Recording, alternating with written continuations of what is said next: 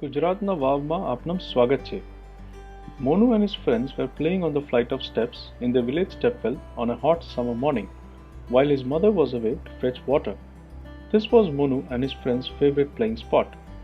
At night, as Monu sat by his mother, he asked her, "Why do you have to walk so far to fetch water?" His mother replied, "The village well and the tap dries up every summer. Our village stepwell also doesn't have water, hence I have to travel far to fetch water." "What is a stepwell?" asked Monu. His mother replied, "It is where you play all morning while I am away.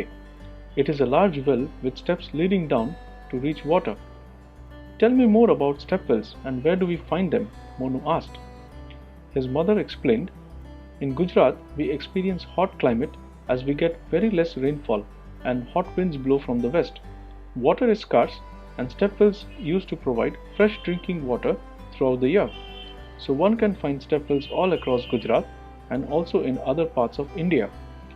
"So these stepwells must be really old, but who built them and for whom?" inquired Monu. "Yes, the earliest stepwells in Gujarat are as old as 5,000 years, as seen in Dholavira. Ladies from royal families used to build and gift these stepwells to villagers. Donating water was considered a pious act. Women would gather in the stepwells to fetch water and socialize. Since water is a precious resource, stepwells had religious importance and have shrines attached to them or within them. Stepwells were built along trade routes where caravans of merchants and kings' armies would halt to rest, as these underground structures would provide cool resting place shaded from sun." Monu was quite fascinated with the newfound knowledge. To find out more about this ancient water system, he set out to explore the stepwells of Gujarat. He started discovering stepwells of all sizes and shapes.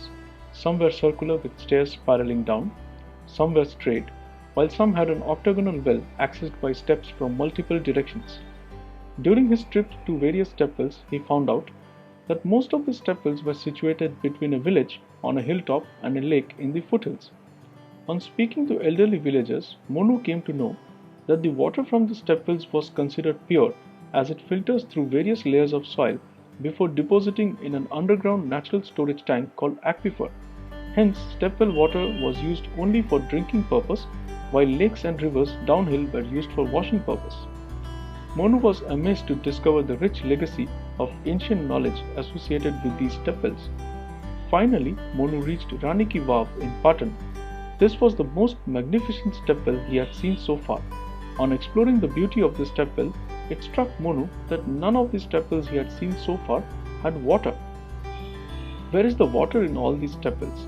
In fact, some of them were dumped with garbage, Monu thought to himself. While exploring Rani Ki Vav, Monu met John the researcher. John was studying about stepwells and how one can revive the water in them. "Why people don't use the stepwells today?" asked Monu. John replied, "As modern water infrastructure like dams, canals and piped water supply is available, people feel they have no use for stepwells and seem to have forgotten about them.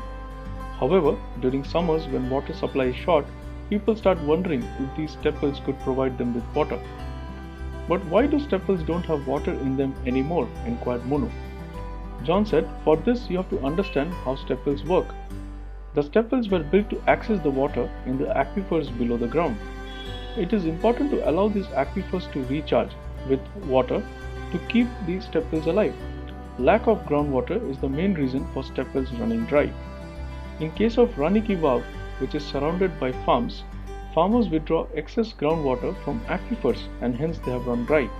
Whereas in cities, houses withdraw groundwater from aquifers and they are not recharged, which has led to stepwells running dry."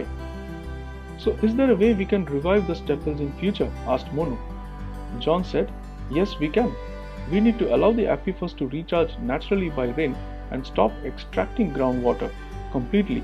Still, this method would take hundreds of years to recharge the aquifers.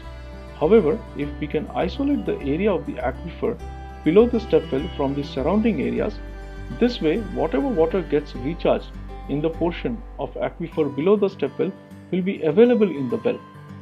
"What can I do to revive and save our stepwells?" asked Monu.